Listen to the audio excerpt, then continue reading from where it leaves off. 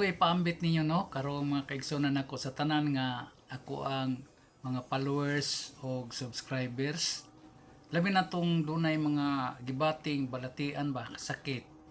Daghang kay nakapangutana sa tuwa dire sa atong comment section nga unsa gyud maayong buhaton labi na kun kita dali tang mataptan og sakit.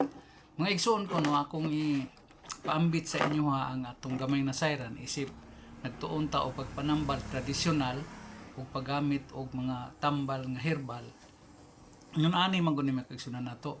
Kini atong lawas ug atong ikumpara ni sa kanang material nga butang, mura ni siya sakyanan, no? Ako ipaambit ninyo. Mura tag sakyanan ba nga kanang motor ba o kotse o truck nga kinahanglan usab nga ang ato ang mga piyesa nindot kaayo nga pagkaatiman, saktog maintenance ba. So kani atong lawas sakto pud unta ni ato po nang i-maintain. So atong ikumpara ha, ang atong lawas mura ni siya makina. Nga diin kaning atong dugo atong giisip sa makina nga murag asiti niya og grasa. Ang tawag ani niya gitawag ni siya og lubricant of our body kaning atong dugo, no? So kun ari sa sakyanan kaning ato ang kaning asiti o grasa mao ni siya lubricant sa machine no nga ato ang gigamit. So mao ra gyapon sa tao kaning dugo mao ni atong lubricant of our body. So mao ni nga kinahanglan nga kompleto tani ini. So kun ari ta murag asiti ba sa ato ang lawas kaning atong dugo. Mao nang og sa sakyanan atong gi-maintain ang atong sakyanan atong i-change oil, atong hugasan ang iyang makina, atong hugasan ang atong grasahan ang iyang mga bearing o unsa pa man diha nga kinahanglan nga ang iyahang paglihok hapsay walay babag mao na nga atong grasahan ug atong asitihan. So dili ta sa ato as tao kini ato ang lawas nagkinahanglan ni siya og malubricate na lubricant na to. So kanimang dugo ang atong istoryahang mo lubricate sa ato ang mga piyesa labi na sa atong mga kaugatan, sa ato ang mga kaning gitawag nato nga kinahanglan maasitihan o magrasahan o madaluyan og dugo. So ang importante ani makaisunan nato kinahanglan limpyo ang agianan sa atong dugo o pareha sa makina limpyo ang ihang mga hoses o kaning gitawag tag grasahanan, mga fittings o labi na gyud aron ang iyang bearing dili magasgas. So mao na atong lawas. So unsaon man nato ni sa sakyanan bitaw kung nakay sakyanan ron nagtan-aw ka nako no mga kaigsunan nako imo man ang i-change oil, di ba? Sa usa ka tuig usahay ka duha ka mag-change oil sa ato pa imong lisan og asiti.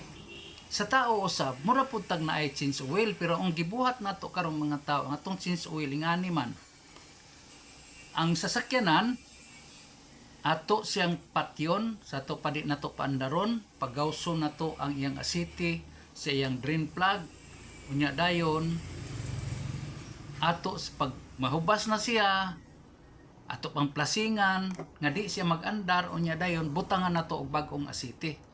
Ingon ani ang silbing pag change oil sa tao naagyapoy murag change oil kay limpyuhan man ang asiti dugo pero ang ibalik kator gyapong use oil sama nang gitawag nato karong modernong pamaagi nga dialysis.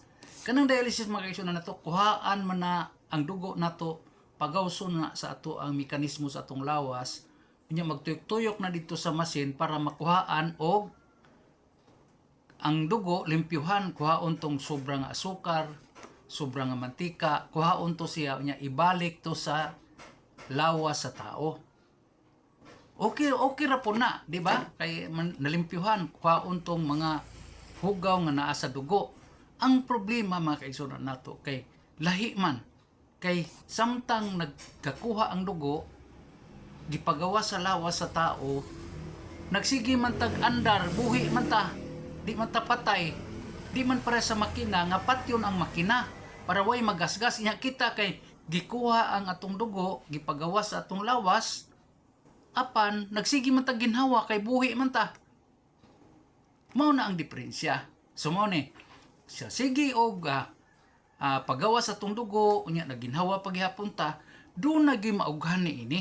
Bisan musugot tag sa dili, sa realidad lang yun, no? Dili gyud kompleto ang atong dugo kay gipagawas naman nato mas masin nagtuyok man na dito sa mekanismo sa masin unya ibalik dito ibalik mao ning mga kaigsunan nato kung nakabantay ta ang mga tawo nga nagdialysis kalagmitan maulian siya kung human na ang dialysis niya pero mag-anam gyud siya kaluya ngano man kani ato lang bana hawa ko miingon nga sayop mo dihang nagdialysis karon kay murag inyong hunahuna na dugangan pero no nag-anam gyud mo og kaluya mao nang why nagdialysis igsuon ko nga moabtan og tag 100 years old ang iyang pangidaron ngano man mas mo minus pag na siya kay simpre ang imong pisa ug napakay makina pa ka nakay bearing sige makag-andar niya ang imong asiti gipagawas naman mao gyapon sa tao. So kita nga tao mga kaigsunan nato atong isipon ngano nga ang nagdialysis murag dili gyapon kaluwasan o dili gyapon lungtad ang ihang kinabuhi kay mga gas-gas gitong mga butang nga nagkinahanglan siya lubrication, nagkinahanglan siya og dugo o liquid sa lawas sa tao kay pagawson man na. So ambot lang kaninyo kung unsa gi inyong pangisip pero naaman unsa inyong pangunahon na pero naaman mo yung mga pasyente karon mga kailang nga nagdialysis kumusta man siya sa imong una-una nadugangan gyud ka ang iyang kinabuhi or dugay ra unta na siyang namatay apan gumikan sa dialysis nadugangan pero kinsa may makatagna ana mga kaigsunan nako kinsa may naka-analisar gyud nga ang iyang kinabuhi moabot gyud siya og 90 iyang edad nya karon nga nagdialysis siya nga moabot og usa gatos na katong wa magdialysis 90 ra wa may makasukod ana igsuon ko so siguro kun atong hunahuna og maayo simple lang ang atong pagpamalansi sa moderno natong pagpanambal karon tinuod gyud ka ni nga makadugang sa atong kinabuhi. Kay kung tinuod pa lang mga kaigsoon nako atong isip-isipon. Tungod sa moderno sa ato ang pagpanambal karon nga ato ang gina-adapt na ug mao nga gini nag-uso nato karon sa atong kinabuhi sa ato ang sosyedad. Ngano man lagi nga nag-anam magkamubo ang mga kinabuhi sa tawo moderno naman ang ato ang panahon karon.